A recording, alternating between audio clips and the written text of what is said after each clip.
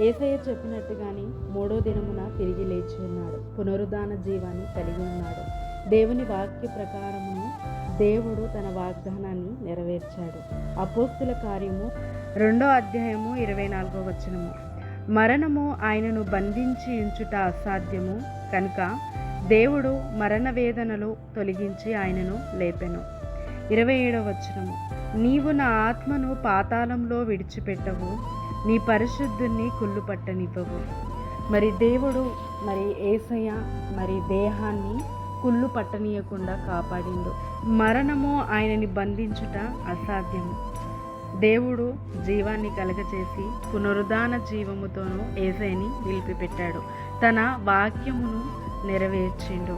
శరీరంలో ప్రతి అవయమును 24 గంటల కన్నా ఎక్కువగా మరుండవు. ఒకవేళ 24 గంటలు దాటినాయి అంటే అది కుళ్ళిపోతుంది. మరి యేసయ్య శరీరాన్ని కాపాడి దేవుడు సజీవుడిగా ఉంచి ఈరోజు మనకి రక్షణని కలగచేసిండు. వారికి సమాధానను పరిచిండు, వారికి శుభమని తెలియజేసిండు. ఈరోజు నువ్వు ఏ అవయముతో అయినా బాధపడుతున్నావా?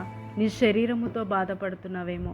నీ యొక్క రక్తములో ఉన్న బ్లడ్ ప్రెషర్ కానీ, బ్లడ్ లెవెల్స్ కానీ, షుగర్ లెవెల్స్ కానీ వాటి వల్ల బాధపడుతున్నావేమో. ఈరోజు దేవుడు యేసయ్యని ఏ విధంగా అయితే తన శరీరాన్ని కుళ్ళు పట్టనీయకుండా పునరుద్ధాన జీవాన్ని దయచేశాడో నీ జీవితంలో, నీ శరీరంలో దేవుడు కలగచేస్తాడు. నీ ప్రతి అవయాన్ని దేవుడు కాపాడుతాడు. ఏ అవయముతోనన్నా నువ్వు బాధపడుతున్నావేమో ఆ అవయాన్ని ఈ క్షణమే దేవుడు బాగుపరుస్తున్నాడు, స్వస్థపరుస్తున్నాడు. నీ రక్తములో ఆయన రక్తాన్ని, జీవాన్ని కలగచేస్తున్నాడు. మరి నీ శరీరంలో ప్రతి అవయానికి పునరుద్ధాన జీవాన్ని కలగచేస్తున్నాడు. మరణము నిన్ను బంధించుట అసాధ్యము. దేవుడు పునరుద్ధాన జీవాన్ని ఎలా అయితే యేసయ్యకి కలగచేసి ఈరోజు మనకి సమాధానాన్ని కలగచేశాడో, నిత్య జీవాన్ని కలగచేశాడో, నీకును నిత్య జీవాన్ని కలగచేశాడు.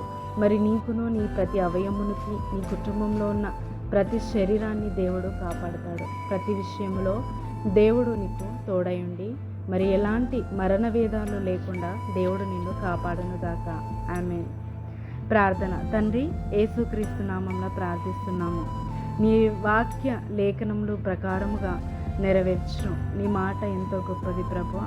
నీ మాట ఒక్కటైనను తప్పిపోదు. నీ వాక్య ప్రకారం ఏ విధంగా నెరవేర్చావో మాకిచ్చిన ప్రతి వాక్యమును మా జీవితంలో నెరవేర్చువాడు నీవే. ఈరోజు ఎంత గొప్ప వాగ్దానం ఇచ్చినావు.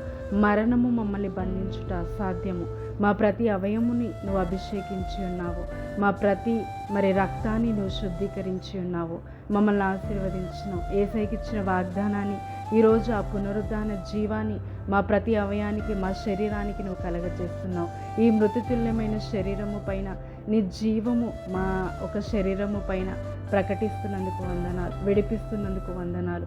ఈ వాగ్దానము ఈ వాక్యము మా అందరిలో నెరవేర్చి నువ్వు మమ్మల్ని ఆశీర్వదించమని యేసుక్రీస్తు నామములో ప్రార్థిస్తున్నాము తండ్రి. ఆమేన్. మీ శరీరము యేసయ్య శరీరం వలె నిత్యము ఆశీర్వదింపబడును గాక. ఆమేన్.